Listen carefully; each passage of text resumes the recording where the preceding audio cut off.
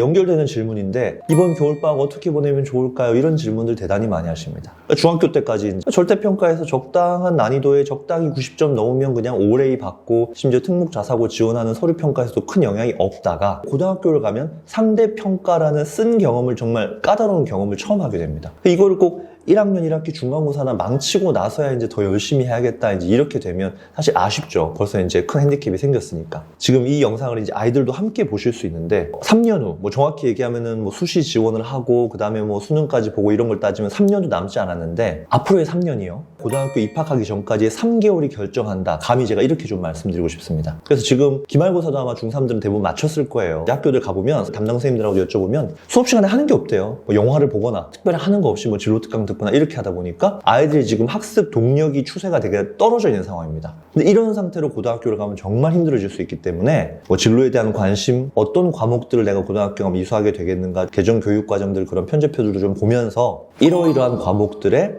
선행 수준이라든지 모의고사 기출 문제라든지 이런 것들을 바탕으로 학습 역량을 키워놓고 고등학교에 입학하는 게 대단히 중요하다는 겁니다. 물론 학원을 다닐 수도 있고 윈터 프로그램 같은 거 이제 그렇게 좀 묶여있는 걸로 갈 수 있는데 지금 중학교에서 고등학교로 갈 때 가장 큰 변화는 학생들의 자기 주도성이기 때문에 스스로 뭔가 플랜을 세워서 과목별로 학습 비중들을 조절하면서 학업량을 늘려본 경험, 소위 말해서 빡세게 해본 경험이 없으면 고등학교 가서 시행착오를 겪을 가능성이 대단히 높아요. 그래서 이번 겨울방학 때는 준비를 좀 제대로 하셔야 되는데 2028 대입 개편안에서 통합과학과 통합사회가 이제 수능 필수 과목이 들어가지 않습니까? 어차피 1학년 때 내신도 챙겨야 되는데 1학년 때부터 모의고사 이 과목들이 수능 과목으로서 출제가 된단 말이에요. 이런 부분들을 최소한 한 바퀴 검토하고 올라가는 거. 수학도 공통수학 뭐 1, 2 이렇게 나뉘지만 2학년 때부터 본격적으로 수능 수학 범위가 이제 진행이 되기 때문에 그 부분에 대해서 본인이 유형이라든지 심화 문제들 다양하게 접해보는 그런 경험들을 반드시 이번 겨울방학 때 해주셨으면 좋겠습니다. 네 번째 많이 나오는 질문은요. 아이의 진로나 학과를 미리 정해야 됩니까? 이런 걱정들을 많이 하세요. 물론 어렸을 때부터 나는 저쪽으로 가겠다라고 본인의 흥미와 적성이 일치하고 의지를 보여주는 친구라면 아무 문제가 없습니다만 대부분의 학생들은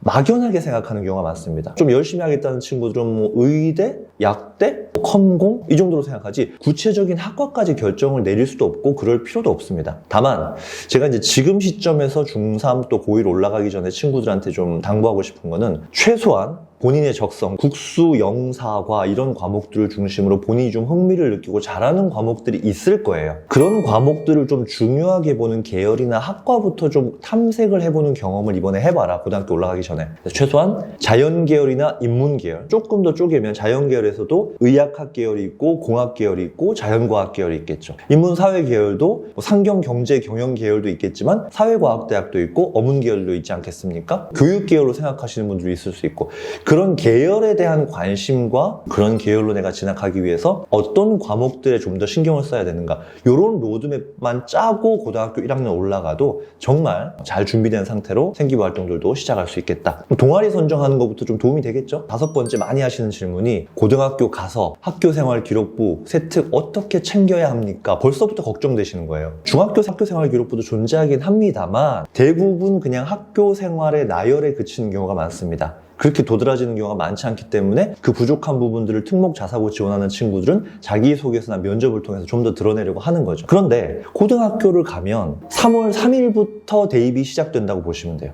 처음에 반배정 받자마자 학급 임원들 선발하고 3월달 첫 주부터 동아리 신청받고 이런 어떤 학사 활동들이 계속 이루어지고 있기 때문에 그런 면에 있어서 다시 한번 말씀드리지만 이제 고등학생이 되는 여러분은 중학교 때처럼 정해진 시간표 선생님들이 시키는 대로 하는 수동적인 자세에서 벗어나서 적극적으로 지원하고 제가 한번 반장해 보겠습니다. 떨어져도 괜찮습니다. 교과 선생님과 좀 더 긴밀한 관계 형성하고 처음 보는 친구들 많겠죠. 먼저 다가가서 서로 전범 교환하고 관심사 얘기하면서 친해지려는 그런 의식적인 노력이 필요해요. 내 MBTI가 그렇지 않으니까가 아니라 내가 좀 더 외향적으로 보이려는 노력도 여러분의 생기부를 정말 멋지게 만들 수 있는 하나의 태세 전환이다. 그런 의지를 가지고 좀 진학하는 걸 추천을 드립니다. 대학은 그래서 그 생기부에서 교과 학습 발달 상황이라고 불리는 내신이라고 불리는 부분부터 시작을 해서 그 친구의 세특에서 드러나는 학습 태도 그걸 누가 평가합니까? 교과 선생님과 평가하잖아요. 그리고 담임 선생님은 어떤 역할을 하시죠? 교과도 가르치시지만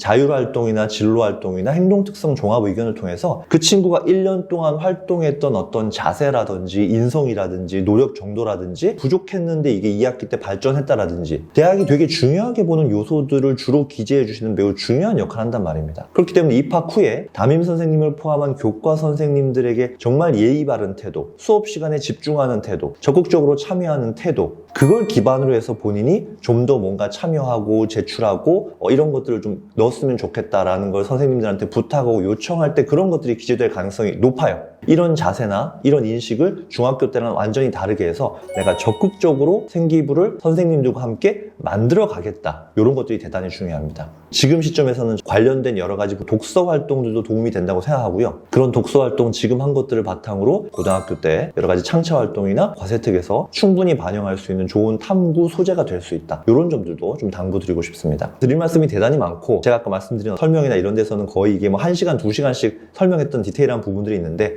일단 오늘 영상에서는 이 정도 하고 앞으로 그런 항목별로 좀 더 디테일한 정보들은 또 제공해 드리도록 하겠습니다. 오늘은 영상 여기까지 마치도록 하겠습니다. 감사합니다.